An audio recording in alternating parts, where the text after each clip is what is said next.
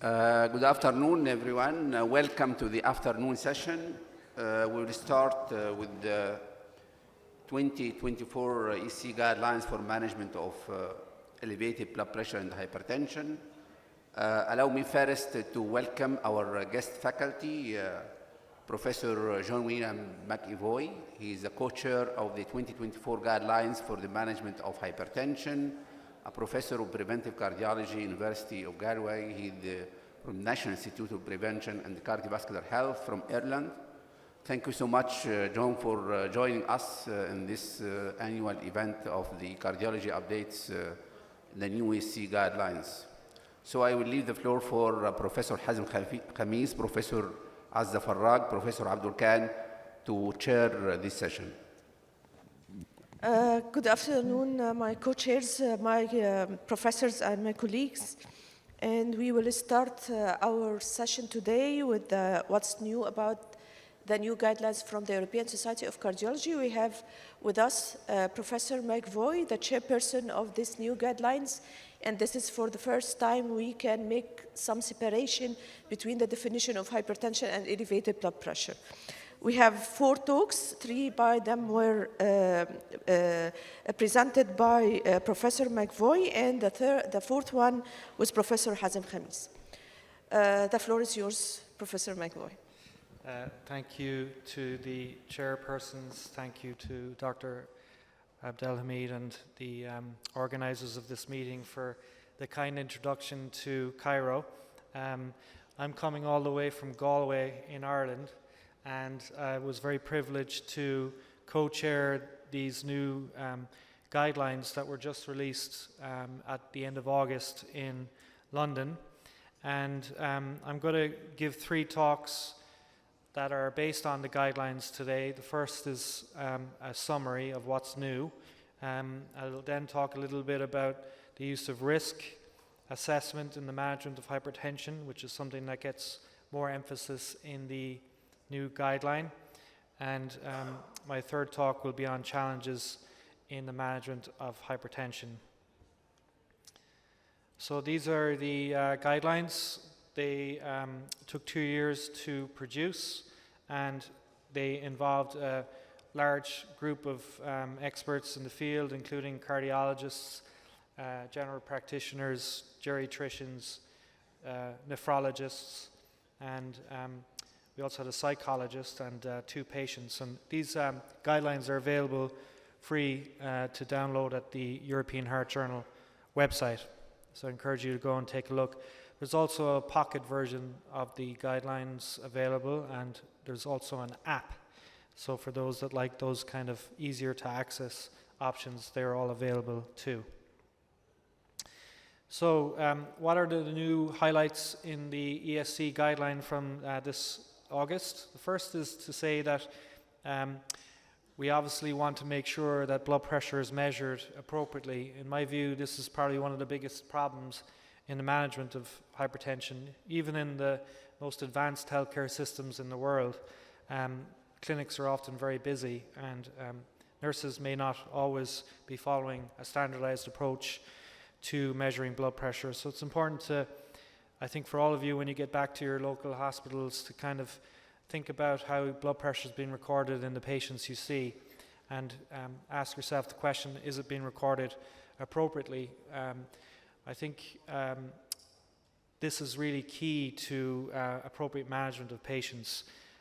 Here we have the ESC recommendations. I won't go through them all, except to say that we do recommend your patient is 5 minutes seated comfortably, that you're using a validated device with an appropriate cuff size.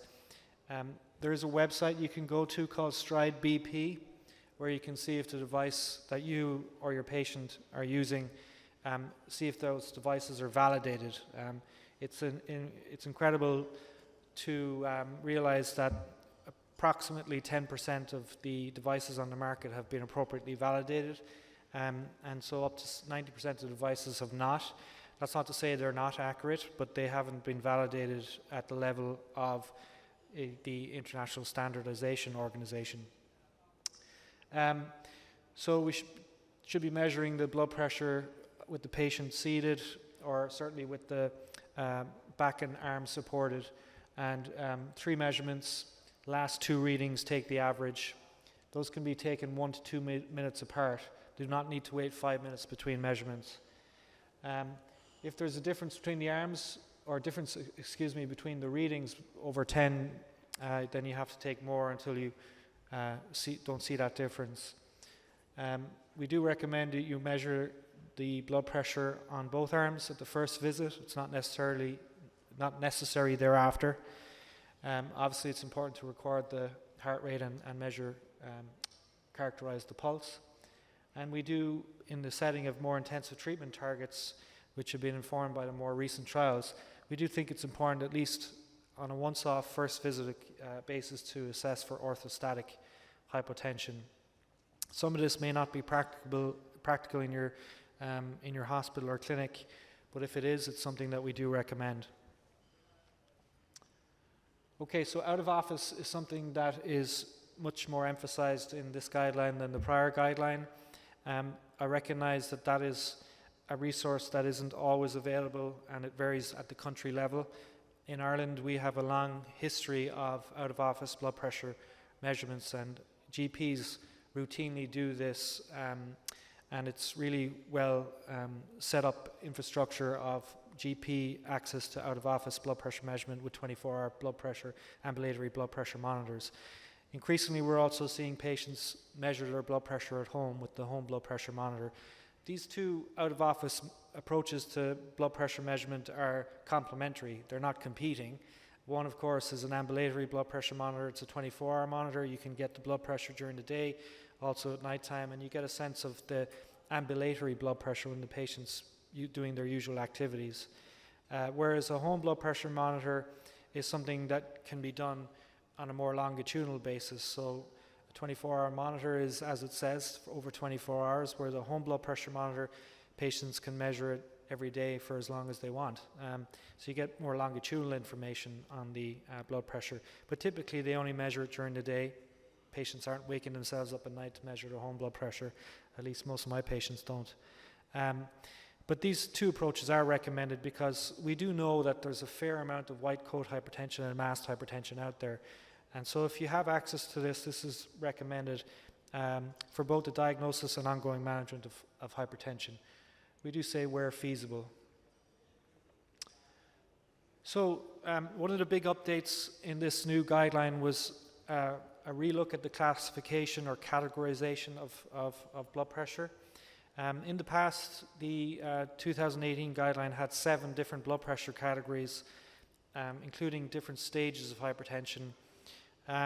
While those stages were perfectly fine, we thought it might be better to keep things as simple as possible, and we just went with 3 different categories. So we have our non-elevated blood pressure, which is an office blood pressure of less than 120/70. And in that group, we don't have any evidence for treatment. So those patients should not be treated, of course. Nonetheless, we do think it would be reasonable to think about lifestyle approaches to preventing hypertension. We have a second category of elevated blood pressure. That's an office blood pressure between 120 to 139 systolic, or the similar diastolic numbers there. In this group, we think it's reasonable to risk stratify these patients, and I'll go through what that entails, with a view to identifying potential candidates for treatment. And then the traditional definition of hypertension is maintained, and all these patients, almost all these patients, are sufficiently high risk to warrant drug treatment, assuming this is confirmed, either with a repeat office visit or an out-of-office measurement. So just 3 categories. With the emphasis on the out-of-office measurements, we have kind of we have equivalent thresholds for out-of-office. I would say that in general, for the non-elevated group, because the out-of-office tends to be more concordant with the in-office with the lower blood pressure, we use the same threshold for each form of blood pressure measurement. But if you look at the hypertension group, 140/90 by office, 135/85 by home, and then 135 over 85 by daytime ambulatory, actually be 130 over 80 by 24-hour ambulatory. But there's a table also in the guideline that gives you a nice way to cross-reference what these various thresholds look like for the different forms of blood pressure measurement. Why are we managing hypertension, and why do we recommend the approach that we take, which entails for many patients a single pill combination strategy? And that is that we know that hypertension is multifactorial, and I won't go through the whole list there, but there's a ton of contributors to high blood pressure.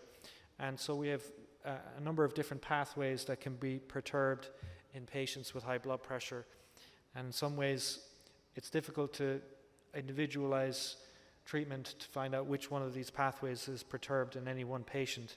And that justifies then a more broad approach to treatment, which we'll talk about in a moment. So I mentioned about this risk assessment. This is for the elevated blood pressure group. Again, if you don't have high blood pressure, if it's non-elevated, you don't risk assess. If you have hypertension, you can certainly risk assess if you like, but it shouldn't necessarily be used to inform their blood pressure lowering treatment. It's really the elevated blood pressure group. So again, that 120 to 139 systolic by office. There we take a stepwise approach to assessing their cardiovascular disease risk. Hopefully it's fairly pragmatic. I recognize it may not always be practical in the clinic, but we want to make sure that it's as easy to do as possible. And so the first step is the obvious step, which is that somebody who's had a history of cardiovascular disease, who has CKD, diabetes, FH, or hypertrophic mediated organ damage, those patients can be considered high risk if they are in the elevated blood pressure group. And so they would go down a treatment pathway, which is down here to the right. If they're not high risk by those clinical criteria, then you could consider doing a risk score here, which in the ESC we recommend a score 2. Those have been calibrated and developed in European populations. I'd be interested to talk to my colleagues here after the talk on what scores, cardiovascular risk scores, if any, you're using in your patients here in Cairo and elsewhere in Africa. This is a primary prevention 10-year risk score. If it's over 10%, the patient goes down the treatment pathway. If it's less than 10%, then you can consider these additional risk modifiers. If it's less than 5%, they just need to be followed up and given lifestyle advice. So again, elevated blood pressure, 120 to 139 office, assess risk. If risk is high, go down a treatment pathway, which I'll discuss in a moment. So when you are treating patients, the approach to treatment is recommended here, is illustrated in this diagram. So this is something that even I don't always pursue in my own clinical practice, and I really, as part of my role as co-chairing these guidelines, I've had to shift my own mindset a little bit, I'll be honest. And that is that for hypertension, that is a blood pressure over 140 over 90, we do recommend that you start with a low dose double combination. And that goes back to this figure I showed earlier with the various different mechanisms by which blood pressure can be elevated. If they are not controlled at a low dose combination double, go to triple, and then you go to full dose. And then at the next level you go to spironolactone and test for adherence. If they are resistant, spironolactone is recommended first line, then a beta blocker if not already recommended or indicated. And here we have some new recommendations. Either go with drugs or consider renal denervation. It's a 2B, so we gave it a fairly weak recommendation, but it is a recommendation. In the prior guideline it was a class 3, do not perform. We have evidence now of blood pressure lowering of 5 to 10 millimeters of mercury systolic, and it is an option for some patients. We do recommend a multidisciplinary assessment and a risk-benefit discussion with the patient. It should be performed also at high volume, medium to high volume centers. One of the, I think, innovations of the guideline, if you will, is the focus on patient-centered care and multidisciplinary care. And we provide a Class 1A recommendation for multidisciplinary approaches to the management of elevated blood pressure and hypertension, including, and importantly, including appropriate and safe task shifting away from physicians to improve blood pressure control. And that's based on trials like the Chinese Rural Hypertension Control Project, and like the in the US, the barbershop study, where involving non-physicians in the management of hypertension opens up, or I suppose helps to overcome the bottleneck problem that we have, which is that there's too many people with high blood pressure and too few doctors. So that's basically it. It looks like I've gone at least 2 minutes over, so apologies for that. So the recommendations are all kind of summarized here, and I'll stop there. Thank you.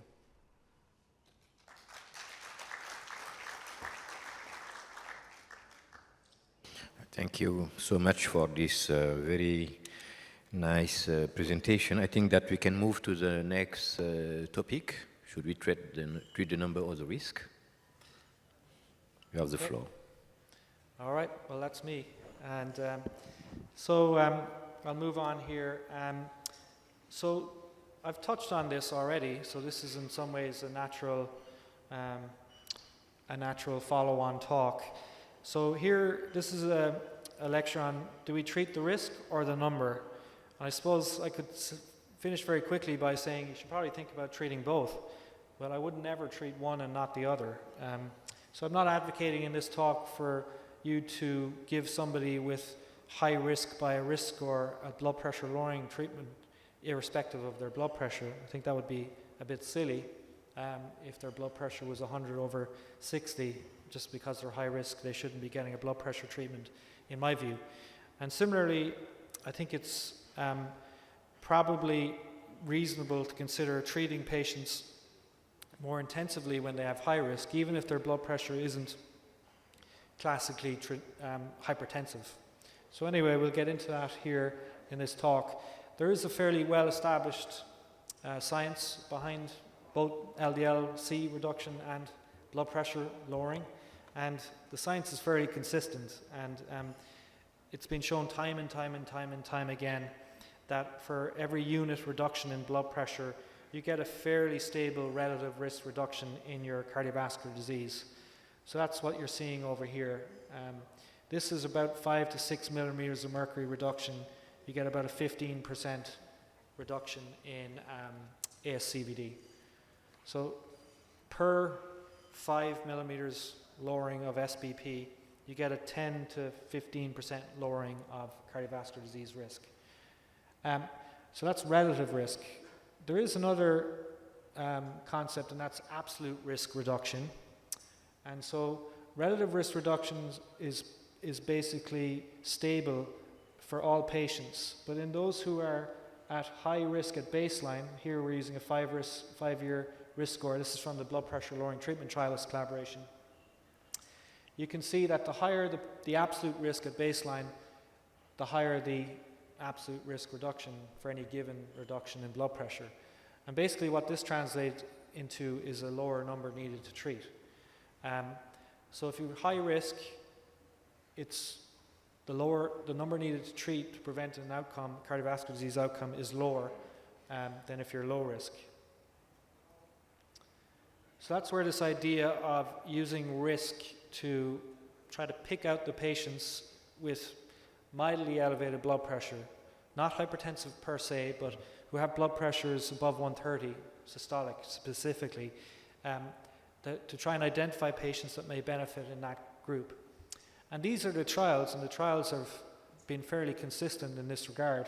There is obviously, has been debate around ACCORD, which I could get into later, but you can see, certainly when you look at the totality of the trials, a number of trials in the last few years, which we're fortunate, showing that if you compare a strategy of treating to less than 130 versus greater than 130, you get a favorable benefit on CVD.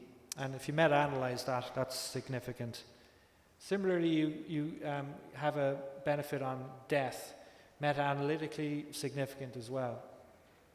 So we do see a reduction in CVD and in death in patients who are treated to a blood pressure less than 130 in the context of these more recent trials. But the kicker is that all the trials used patients or invited or enrolled patients who were enriched with risk factors. So you can see SPRINT, you had to have either established CVD or these risk factors. ESC, which just came out this summer, you had to have established CVD or 2 risk factors, and same with C or HCP. And all of these trials required your entry blood pressure to be over 130. So we can't just treat everybody with a blood pressure over 130, but the trials would suggest that if you have high risk, you stand to benefit. So I talked earlier about these blood pressure categories in our new guideline. These are the old categories, and we've updated those just with these 3. And again, I'm talking about risk assessment here specifically in this group. These patients, if it's confirmed, we just recommend to go ahead and treat, keep it simple for the hypertensive group. But if you're elevated blood pressure, we recommend a risk assessment there. Why do we do that? Well, if you look at the group in orange, the box in orange, you can see here that there's about a third of the overall proportion of CVD. This is worldwide. About a third of events happen in patients who have elevated blood pressure. So if you weren't thinking about treating these patients, you're potentially missing an opportunity to reduce the burden of disease. Certainly 2/3 of events happen in hypertensives, but these people, it's not an insignificant amount. So we have to try and figure out a way, how do we identify these people for potential treatment? And this is where the whole concept of using risk comes in. And so of course we want to use risk to identify those within that intermediate elevated blood pressure category who may benefit from treatment by using these risk scores and other risk tools. And that's try to that's in an effort to offset the downside of treatment, which I would argue become a little bit more prominent in patients who have borderline high blood pressure. Of course, patients who are with blood pressures over 130, between 130 to 140, are more likely to have symptoms with treatment. So again, we can't treat all of these patients, but we can try to identify those at high risk. If you look at the distribution of risk, this is the Q risk, which is still fairly widely used in the UK. But if you look at the distribution of risk in that elevated blood pressure group, this is again the orange box. You can see it's a fairly wide spread of risk.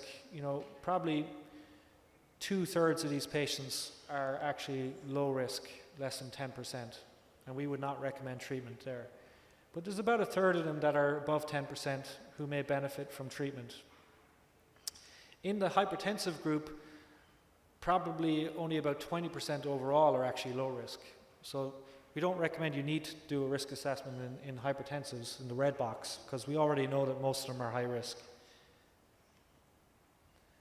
If you look at the score 2, which is the new ESC risk score, again, it's been developed and validated in European populations, not in African population. But if you look at that score 2, I was fortunate to be involved in the work that led to that score being developed. And you put in the table 1 risk factors of all the recent treat-to-target trials, the more intensive treat-to-target trials. You'll get about a 10% score 2 risk. It's not quite 10%, but it's close enough across the board for ACCORD, SPRINT, STEP, and ESC. So we thought 10% for score 2 was a reasonable threshold above which we would recommend treatment for elevated blood pressure if the systolic blood pressure is confirmed to be over 130 after 3 months of lifestyle. We were cognizant of the fact that the ACC/AHA guideline from 2017 also used a cut point of 10%. So we tried to keep it simple by being consistent with the American guideline, although we have a different score in Europe. This is a somewhat busy picture, and I do have a bit of time to go through it. Hopefully it's worth me going through it for some in the audience. Others may find it a bit too much. But it's helpful to conceptualize this whole approach to using risk to treating blood pressure. And that is that this is an example of the distribution of blood pressure in a population. This isn't necessarily an African population. This is actually specifically a US population. This is NHANES. But let's just say in most populations we have numbers that look broadly like that, okay? So like most people in the population have blood pressures that are not hypertensive. They're below 140, okay?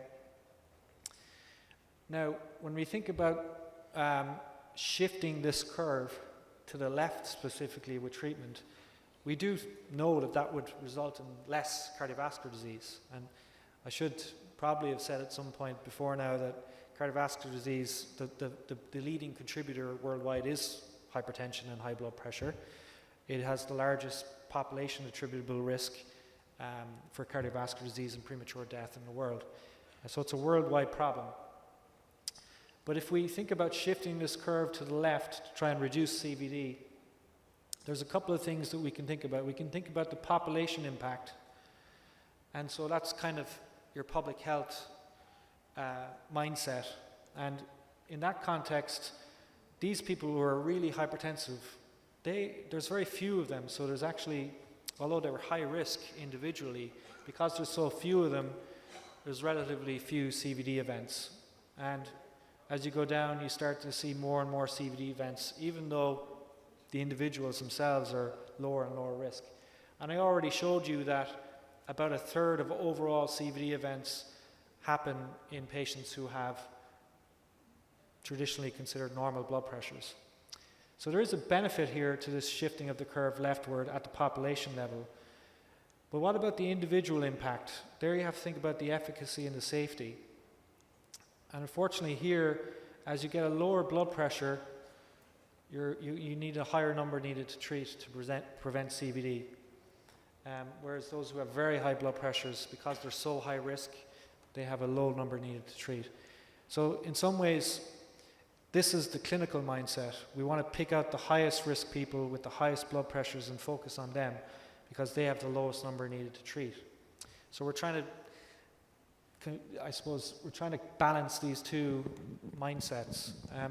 The other thing to say is that at the individual impact, there's a safety issue. I would argue that with a blood pressure that's between, let's say, 130 to 140, the risk of iatrogenic complications from blood pressure lowering treatment is higher than if you start off at 200. Now that's not necessarily the case for all side effects, but it certainly would be the case for side effects like postural symptoms and so on. So here, the balance of population and individual impact clearly favors treatment for all. But here, again, this is the kind of elevated blood pressure group, this kind of intermediate group down here. Lots of people, but the population impact is high, but the individual impact is lower, and there's some risk. So that's why we think using these cardiovascular risk approaches makes sense in this category of elevated blood pressure. So in summary, I would say treat both. In my view, the blood pressure is an important parameter in the treatment of hypertension. We are giving a blood pressure lowering drug. But if you're treating patients with elevated blood pressure, which would be called stage 1 hypertension in America, although there's lots of those patients out there and there is a benefit to be derived from, we know from trials, we need to use some way to select the highest risk patients. And so our 4-step approach that I went through in an earlier slide is what we recommend. Take people who are high risk clinically, if they have CVD, if they have moderate to severe CKD, if they're having diabetes, type 2 in particular, over 60.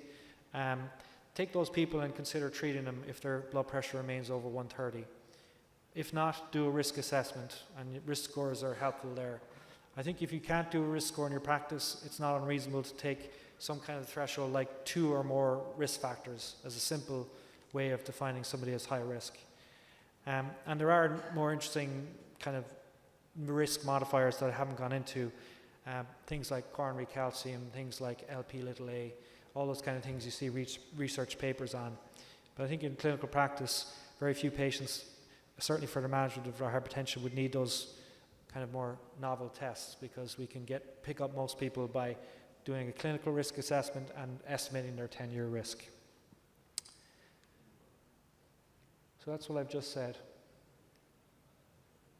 So I'll finish there. Thank you. Okay, thank you, Professor John. You can join us here in the panel. And now we will keep all the questions for the end of the session. Now I have the pleasure to introduce my dear friends, Professor Dr. Hazem Khamis. He is speaking about device-based treatment for the hypertension. Professor Dr. Hazem is leading this way in the device-based therapy for hypertension. I think he has some registry here in Egypt. He's the one with the biggest number of doing these devices. So we will hear his experience in this. Bismillah ar-Rahman ar-Rahim. Thank you, Chairman. I'd like to thank my dear brother, Professor Magdi Abhamid, for this elegant meeting. Can I ask the floor, how many devices used in heart failure, in hypertension? Anybody can know how many devices? A lot of devices, 2, 3, 4 devices. How many devices? The only device recognized in the ESC guidelines is the renal denervation. The devices treatment for hypertension, it is complementary treatment option for hypertension patients. Anybody looking to treat patients with hypertension must look for this slide.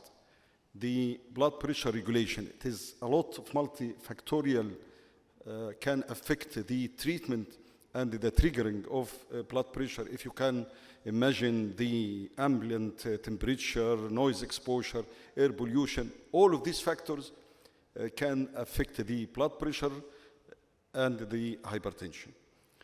The recent ESC guidelines, the current definition of resistant hypertension is defined as resistant when a treatment strategy, including appropriate lifestyle measures and the treatment with maximum or maximally tolerated doses of diuretics, RAS blocker, calcium channel blockers fail to lower office systolic and diastolic blood pressure. The second point, resistant hypertension is not a disease, but an indicator that should be used to identify patients at high risk for cardiovascular disease.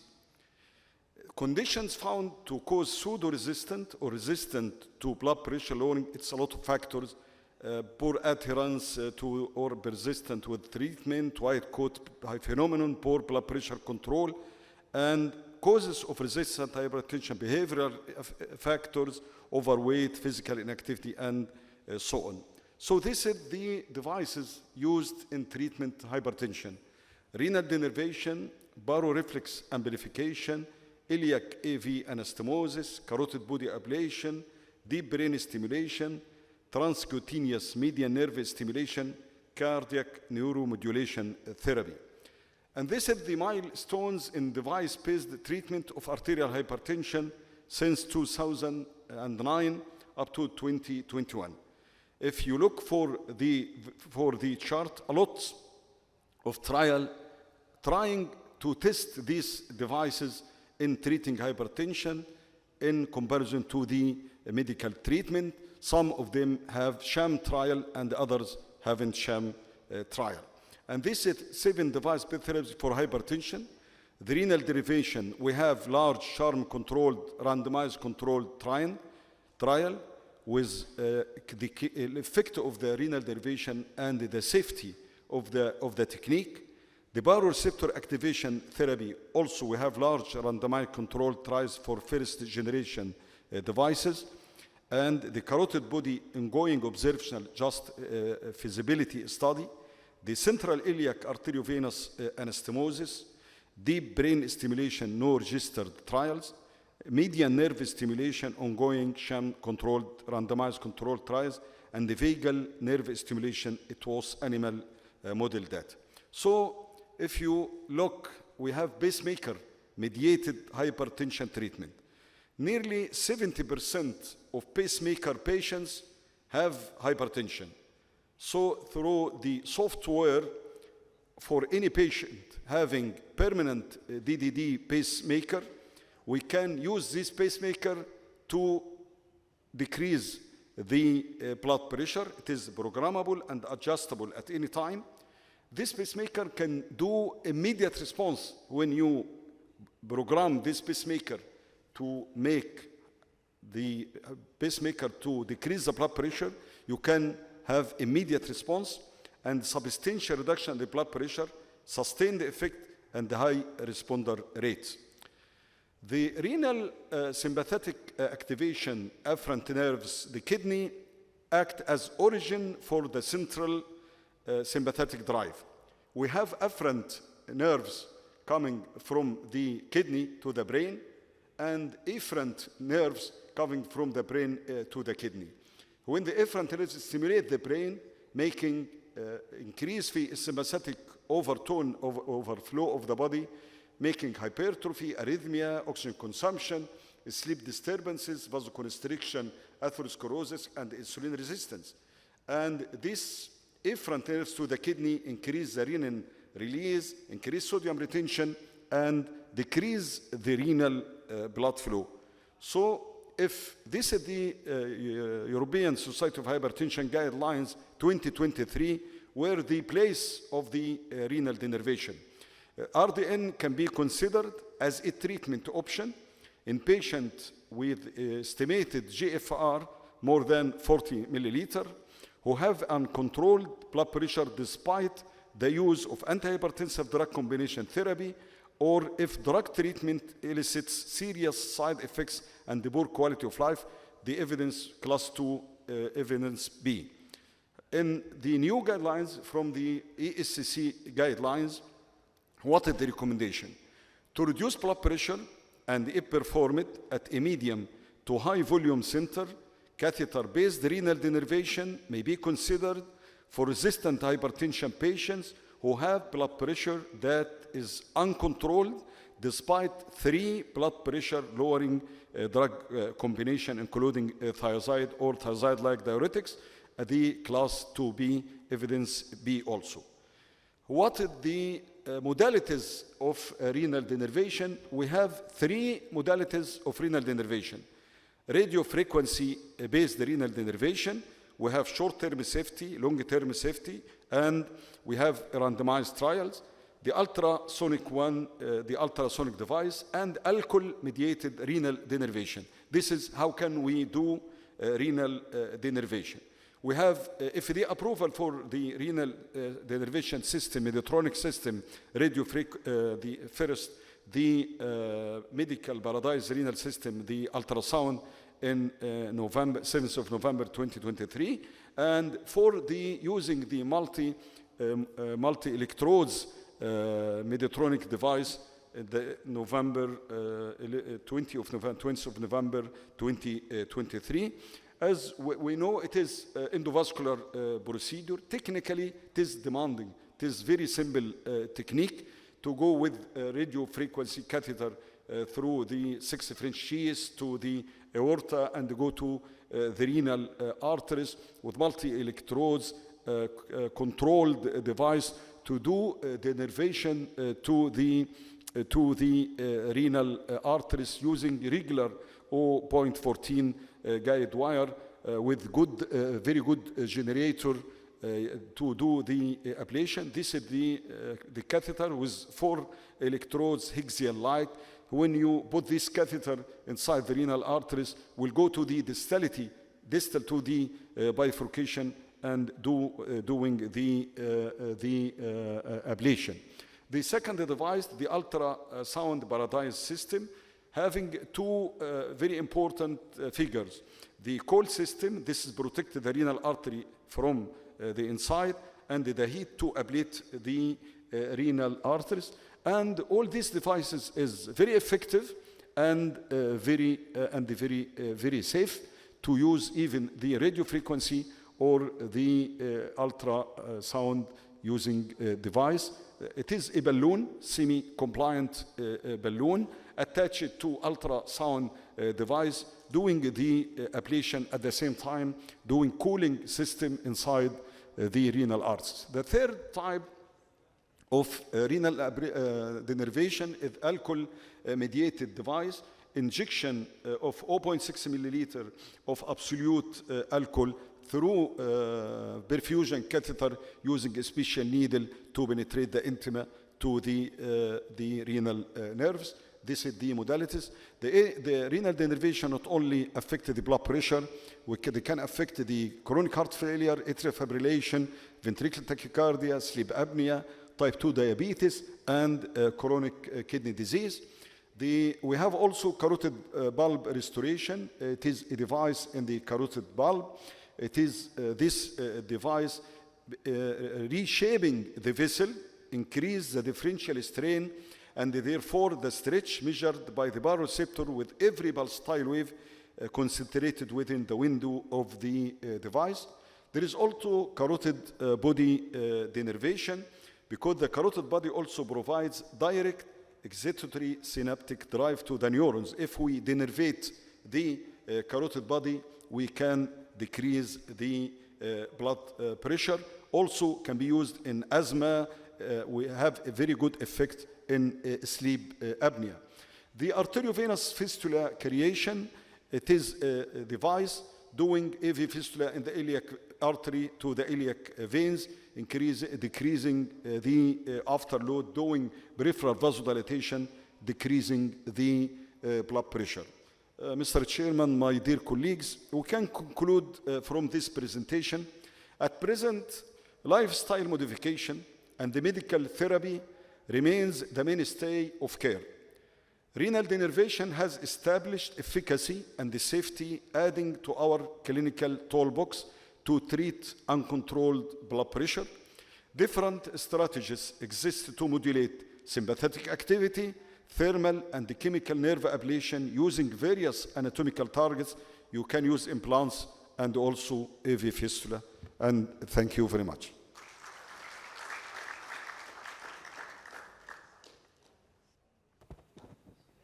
Thanks a lot. I think that we will move to the next presentation. Okay, so this is the last presentation for this session, and I'm privileged to be able to speak again. This is a talk on challenges in the management of hypertension, and I thought for this talk I'd go through a case history, patient presentation, and take that patient through our more recent guidelines to see how the guidelines would recommend this type of patient be treated. This isn't necessarily a clinical conundrum or a very challenging clinical case. It's more of a walk through the guideline, more of a illustrative example using a case history. So this is Mrs. DM, who is 67-year-old, referred for cardiac checkup and advice concerning hypertension, has a history of recent TIA, is known to be hypertensive, dyslipidemic, well treated, has diabetes, again at target, is overweight, does not smoke. There's a family history of our father having a bypass surgery at age 58, and no personal history of cardiovascular disease outside of the TIA. Current therapy is amlodipine 10 and rosuvastatin 20 with a baby aspirin. Some on review of symptoms, complaints of slightly swollen ankles, otherwise exam is normal. Blood pressure in the office 142/91, 136/90, and then on repeat again 137/87. Maybe to try and make this a bit interactive, how many people in the room, hands up, would consider this lady to have a well-treated blood pressure at target? Hands up. Okay, so one or two hands up. I think it's common that we see these types of patients in the clinic, and if your clinics are as busy as mine, where we can have up to 50 patients in an evening, it can be easy to say that this is fine. And in some ways this blood pressure is fine, but it's really not at target according to the best evidence that we have. So let me take you through what the guideline would say here about this lady. 67, office blood pressure 135 to 140, home blood pressure again 130 to 140. So this is somebody who is in the elevated blood pressure group. Okay, so this elevated blood pressure group. What do we do? Do we say she's fine, or do we think about treatment?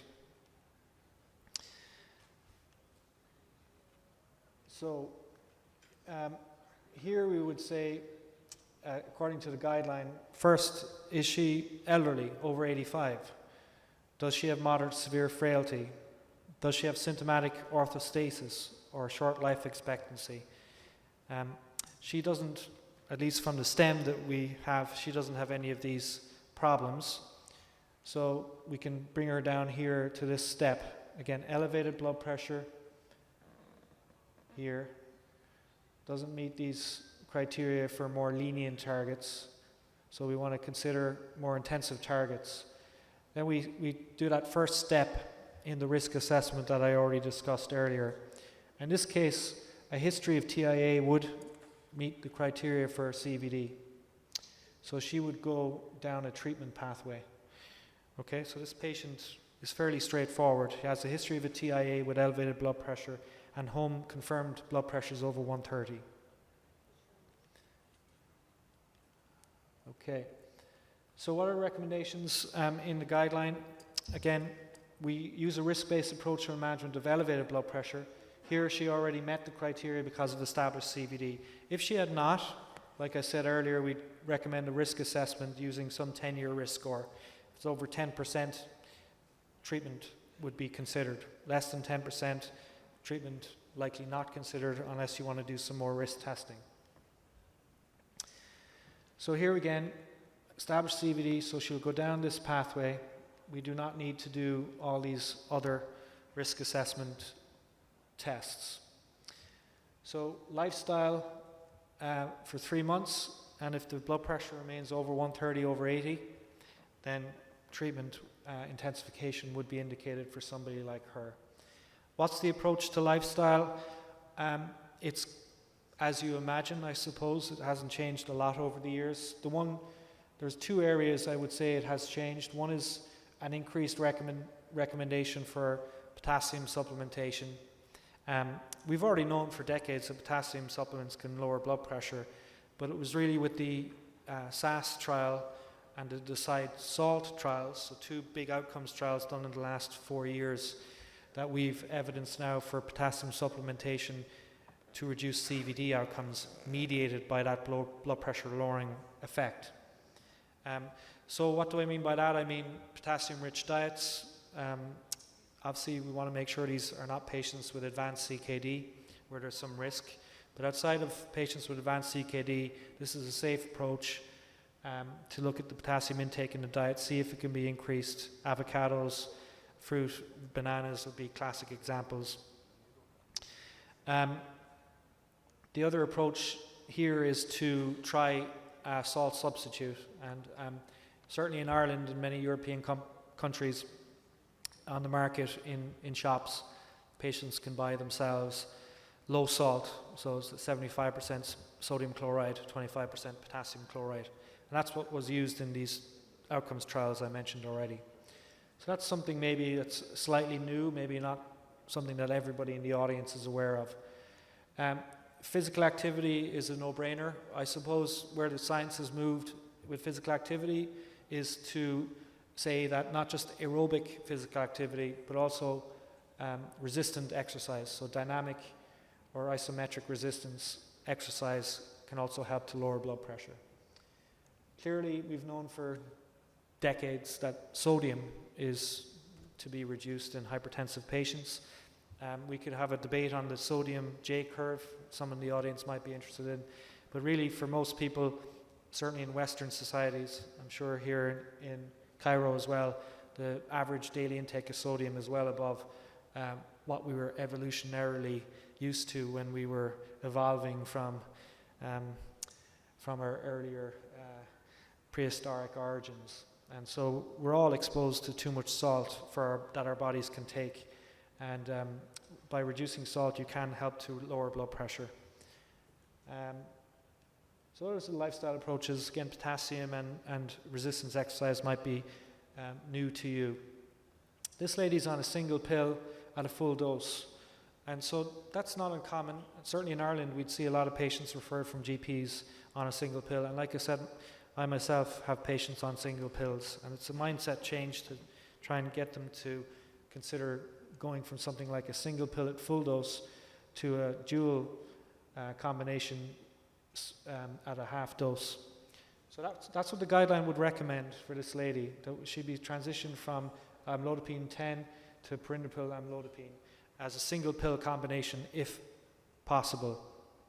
And again, the idea here is that you get most bang for your buck in blood pressure lowering at a low dose of the blood pressure lowering medicine, and you have lower side effect prevalence. The side effects tend to go up at the higher dose range, but the blood pressure lowering tends to be most prominent at the low dose range. So the idea is that you want to combine as many low dose medicines as you can, if possible, and certainly with a single pill combination to more effectively lower blood pressure without exposure to side effects.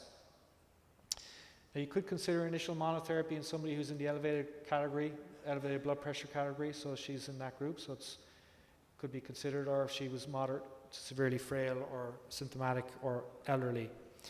But if you're going to pursue this low-dose combination therapy, you're likely going to achieve better blood pressure control, better adherence, better tolerance.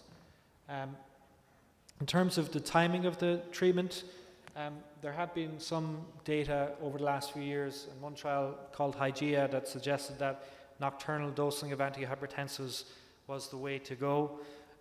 That trial was questioned when it came out, whether or not it was done at a highly rigorous level, and some question about the effect on outcomes being way more than you'd anticipate for the effect of dosing at nighttime on the actual blood pressure. So something about that trial was somewhat questioned from the outset, and it was subsequently repeated now twice. There was a trial that came out at the ESC and a trial last year called TIME, both showing that when you dosed the meds during the day, it didn't matter, as long as it was done consistently and at the most convenient time. So if it's convenient for the patient to take the medicines in the evening, fine, as long as they're optimizing the adherence and being consistent from day to day. If you're going to use a combination, which is what's recommended, fixed dose single pill combinations are the way to go if they're available. I understand that they are here in Cairo. So again, once you're on treatment, what is the target blood pressure in the guideline? The target is 120 to 129. And again, we do like to see out of office. It's preferred over office for the assessment of response to therapy. Our main focus is on the systolic blood pressure, trying to get that to 120 to 129 if tolerated. Less of a focus on diastolic if you have a systolic at target. So probably less evidence to support treating somebody or intensifying treatment in somebody who's on medicines if their systolic is, say, 125, but the diastolic is 85. I think the systolic is the number to look at when you're looking at treatment targets. This is a picture we put together just to make the case that this is the target range. It's class 1, 120 to 129. So if you can get the patient to that range, that's the range where they'll stand to benefit the most from their treatment. If you're going to take a medicine every day, you might as well take it at a proper dose. This is the optimal point in the range, but we recognize, even though the trials would support this, blood pressure measured in trials, patient included in trials, don't often represent people we see in the clinic and how the blood pressure is recorded in the clinic. So this range of 120 to 129 gives some wiggle room. We're very pragmatic in the guideline. I think the most important thing to say about guidelines, which I haven't said, is that they are just guidelines. These aren't rules from on high. These are best guesses from expert groups based on the best evidence. And so if you can't achieve that 120 to 129, target as low as reasonably achievable. We call that ALARA. And then more lenient targets if you're orthostatic or elderly, or if you're frail or have limited lifespan. So she's controlled, and we went through those. After control, yearly follow-up, if possible. And so that's really the approach. If she was now followed up a year later and she did not have her blood pressure at 120 to 129, excuse me, I'm going the wrong way here, then again she's a bit above that, she would then fit in the bill of the resistant hypertensive patient. And we've already seen what the approach there is, to add in spironolactone and refer the patient to a specialist. And there they could consider renal denervation in addition to, or in lieu of, other forms of drug treatment.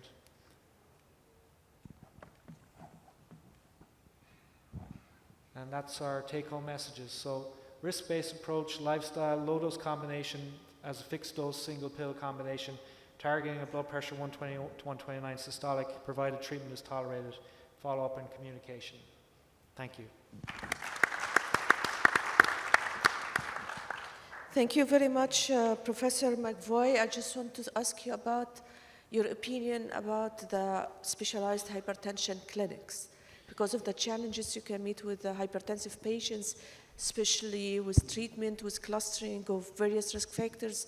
It's not only to treat or to reduce the cardiovascular risk profile as a whole, but sometimes you can help your hypertensive patient to reduce the dose of medication, or to reduce his figures of blood pressure when he loses weight, for example, or making some exercise. Thank you. Yes, I think specialist clinics are increasingly prevalent, certainly in Europe. I'm not sure about here in Egypt or in Africa more widely.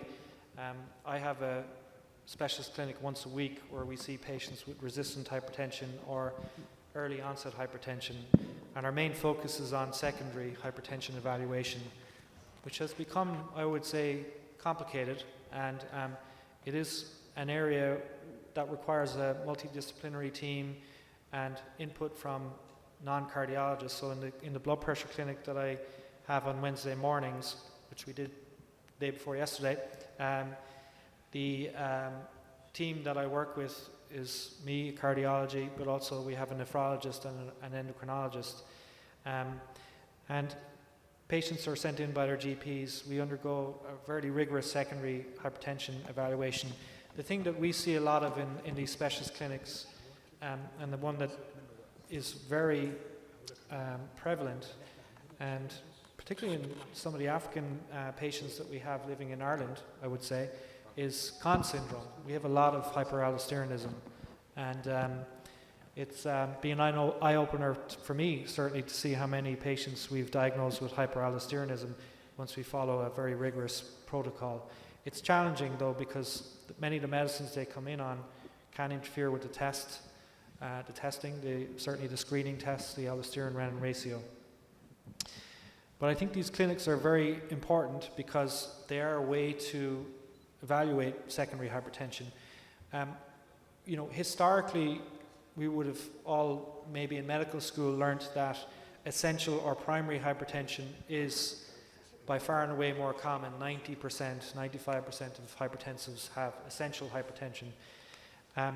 The reality is that the more you look for secondary hypertension, the more you find. And there is studies that would suggest that as many as 1 in 2, 50% of people with resistant hypertension have some underlying secondary cause, whether it be Conn's, whether it be sleep apnea, whether it be renal artery disease, or whether it be pseudo-resistant hypertension from non-adherence. Those would be the kind of 4 commonest things we see.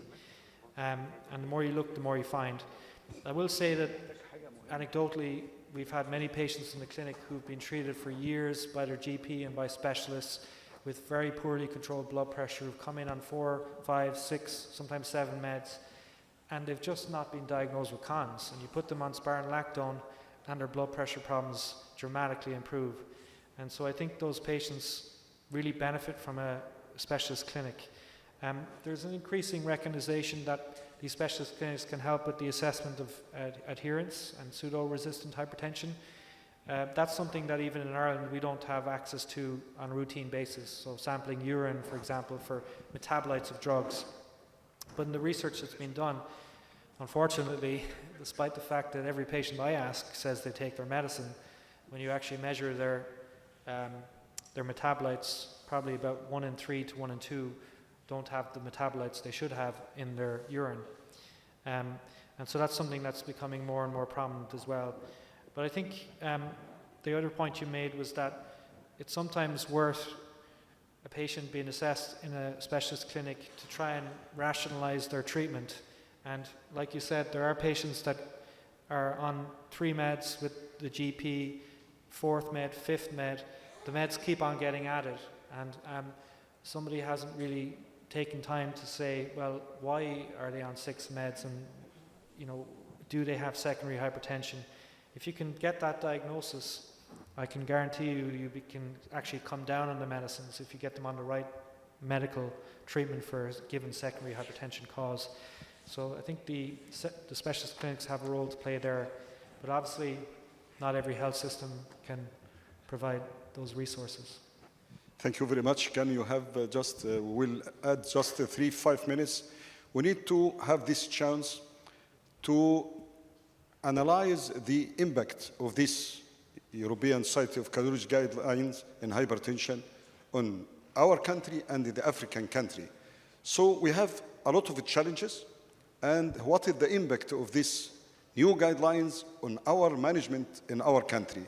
We'll start with Dr. Abul Dudkani. You have the microphone. Yes, it's a little bit difficult and conflicting subject for us, and it will be an answer, but also a question. I see 130 above. It seems that we have evidence that while treating, we can do something. Sprint, all the studies show that. But between 120 and 130, I have a little problem. The problem is that if I have a compelling indication, heart failure, myocardial infarction, also this, he will need ACE inhibitors, beta blockers, as so. My problem is that subject 70 years old, hypercholesterolemia, high risk, but no target organ damage, and he have even 125, for example. Should I treat with blood pressure lowering drug? This is really something confusing for me from these guidelines. Dr. Amin, do you think this new European Society of Cardiology guidelines can be reflected directly to Egyptian society, to the field of hypertension treatment in our country? In my opinion, the recent guidelines doesn't make any drastic changes in the already practicing guidelines. So I am taking your word, and then I will pass it to John. And I want to ask you 2 questions, 2 simple questions, to be as just a telegraph or small statements for the audience. If you are making up with the hypertension, what are the 5 comments that you are saying in the new guidelines? What is the most important 5 messages that you want to deliver? Second issue, in small sentence, we have many guidelines discussing the upper limit, the systolic blood pressure. But we don't have such guidelines for the diastolic blood pressure. Sometimes, as we are getting down to the 120, 130, we have a blood pressure lower than 70, and we know that with these figures, with the diastolic blood pressure, we have more cardiovascular events due to decrease in the coronary filling. So what is your solution to this? We don't find an answer in the guidelines for this. If the patient is 130, and then 60 or 55, the diastolic blood pressure, what to do? Let the blood pressure systolic to go up, or keep it in the way? I think this will be the messages for the audience. Thank you. Yeah, those are great questions. I think the first one would be to say that Well, we have the elevated blood pressure category in our guideline of 120 to 139, and we recommend risk assessment in that group. Treatment with drugs should only be for those who have a confirmed blood pressure above 130 after 3 months of lifestyle. So we don't recommend drugs between 120 and 129, irrespective of risk. So it is just the 130. And again, like you said, that's actually very much in line with the US guidelines since 2017, and not far off the prior 2018 guideline either, although in the 2018 guideline they said you should first treat patients to 140 or 90 or less, and then if tolerated you take a second step and go to less than 130 over 80.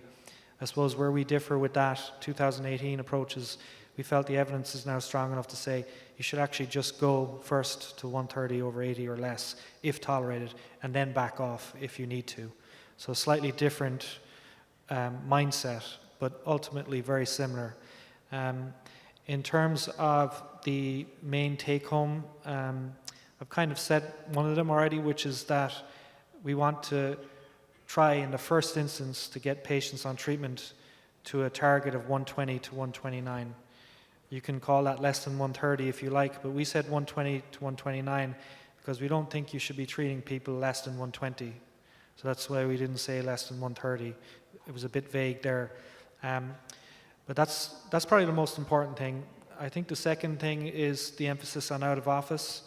I don't know here in Africa how prevalent out of office assessment is, but it is something that with these more intensive targets becomes more and more important.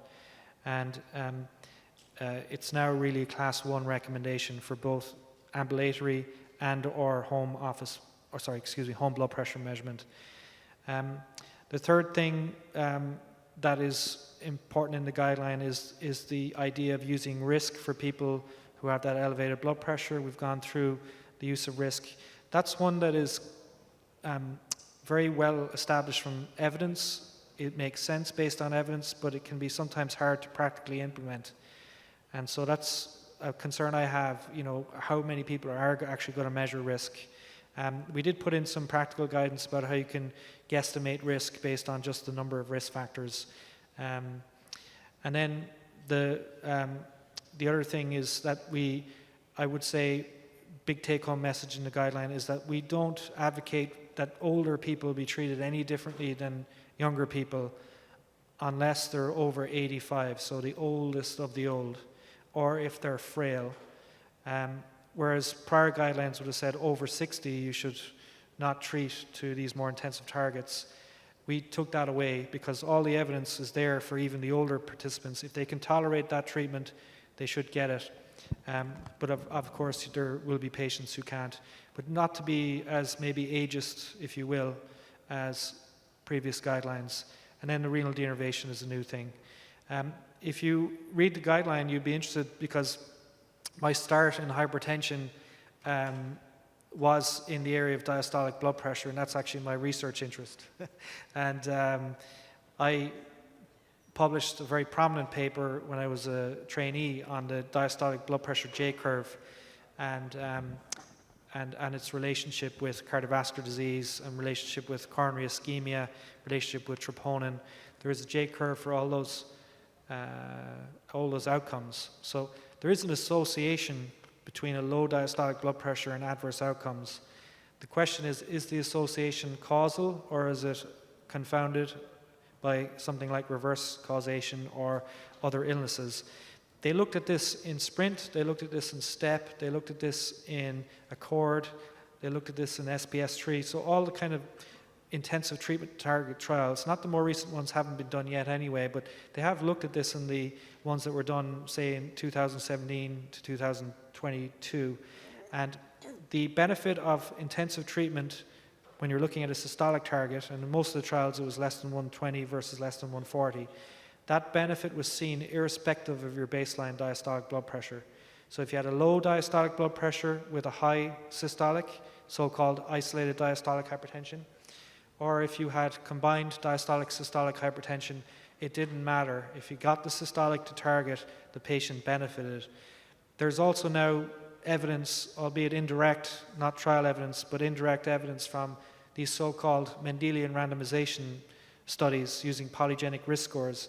And when you look at the genetic predicted risk of any given individual, there is no evidence of a J-shaped relationship between diastolic blood pressure and outcomes, certainly down to a diastolic of 65 or so.